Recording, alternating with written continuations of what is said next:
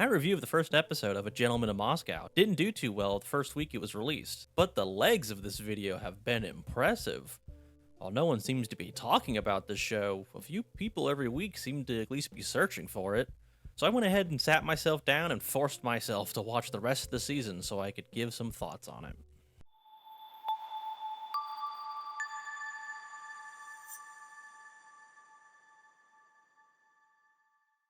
A Gentleman in Moscow is about a Russian count that was sentenced to be imprisoned in a hotel after the Russian oligarchy was removed by the revolution and rise of the Communist Party.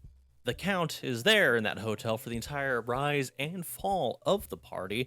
You see how he changes, how he experiences the effects of the political ups and downs of the Russian history between the four walls of this hotel that change at a slower rate than the rest of the outside world. The Count meets many people in his stay and ends up befriending most of them and the staff. He has a relatively good time in the hotel prison, actually, but it's when he experiences the cruelty of the party through other people that he feels the gravity of the situation he is in. It is mostly supposed to be a character piece about the Count Alexander, but I don't think it was done very well. Although Ian McGregor's performance definitely elevated it a lot. He is absolutely the best part of the show and carries the entire thing. He plays a gentleman very well and can be fun or serious, whatever the scene needs him to be. And he definitely plays the charismatic man so well that it can be believable that absolutely everyone he meets ends up liking him, even if the actual character's actions don't really warrant it. The staff do a lot for Alexander throughout the show, but he really does not do much for them. Yeah, he gives them some compliments, is nice to them, maybe a little extra tip, but he never really has that he did something so great for them that he earned all their respect moment. And to be brutally honest up front, and to even risk you clicking out of this video early, I thought this show overall was first and foremost just kind of boring. The 45-minute episodes felt like hours, and the most effective thing they really ever did was the bombshells and cliffhangers at the end, where you went, okay, well now I kind of want to see how that plays out. Only to be kind of let down by the next episode till the end does another bombshell and the cycle starts all over again. They go through about 20 years of Russian history, but it still feels like not much happened or just so much was done off screen.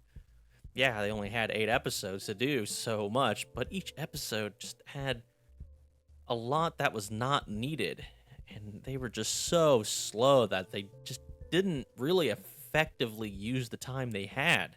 They just focused so much on the character and on the DEI inclusive Russia in the 1920s and 50s cast that they let simple world building and logic slip in quality.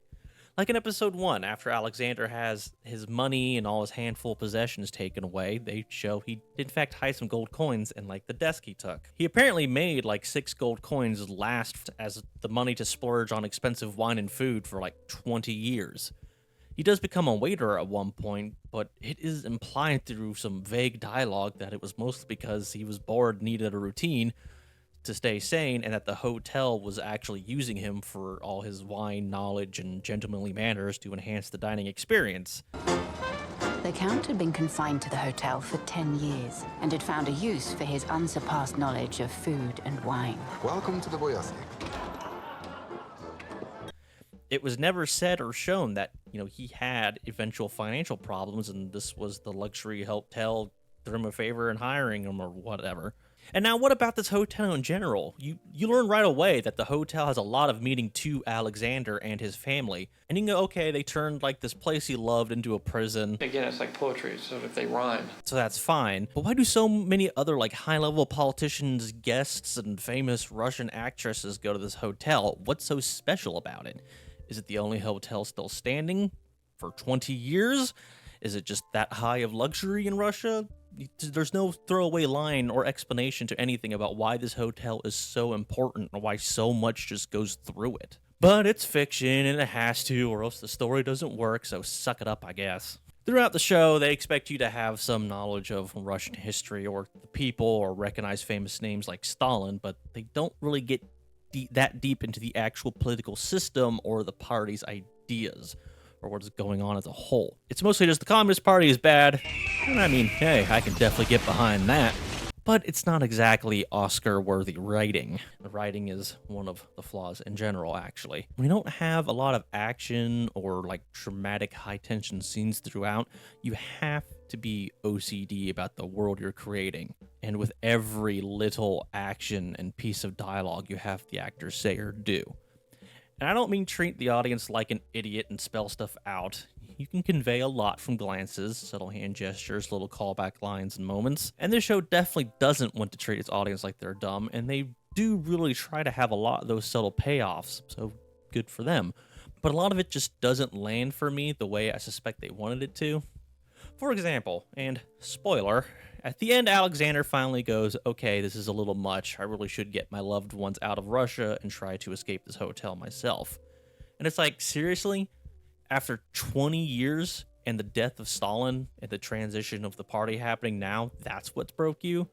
Not the thousands of other worse events you witnessed. And they try to say it was like his undying loyalty for his country that kept him here all that time, and this was just the straw that broke the camel's back, but the kind of loyalty they hinted at just wasn't really shown. I guess the first episode, Alexander had some lines about even though Russia is going to shite, he still loves the motherland, but the rest of the season, that's never really brought up again. Then he does like some lightly rebellious actions and argues with communist people about right and wrong, and all this just says the opposite of that.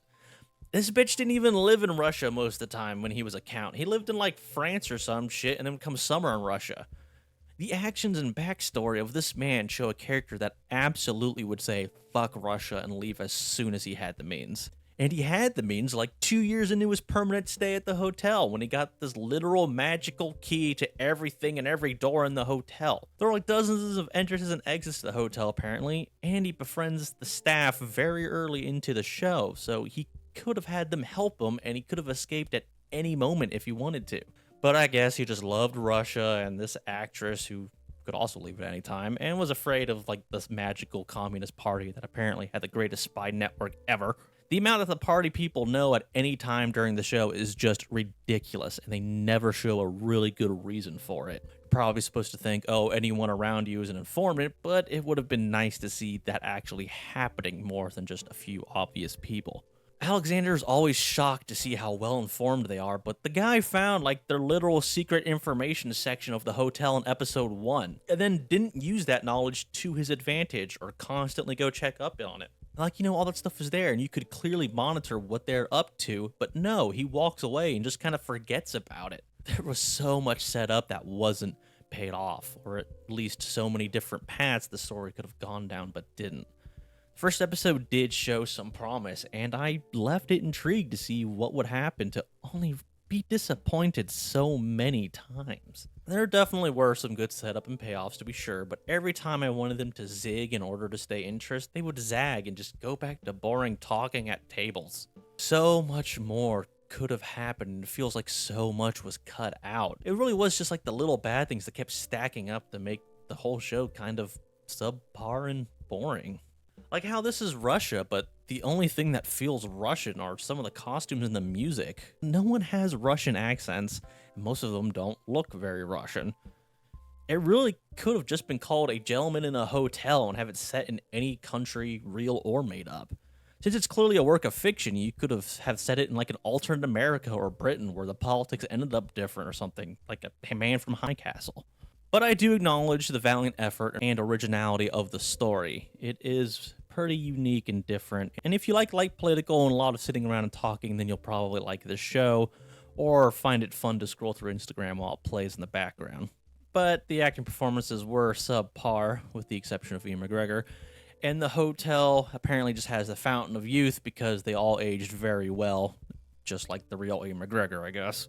The character development was slow, and then just immediate when they realized they were running out of time. There wasn't much to really make me bond with the characters other than communism bad. The love story between the former Playboy Count and the passed around the Russian casting couch actress was lackluster. I think the show will be forgotten about by those who watched it, and the lack of word of mouth will let it just die on Paramount Plus to never be found by new people.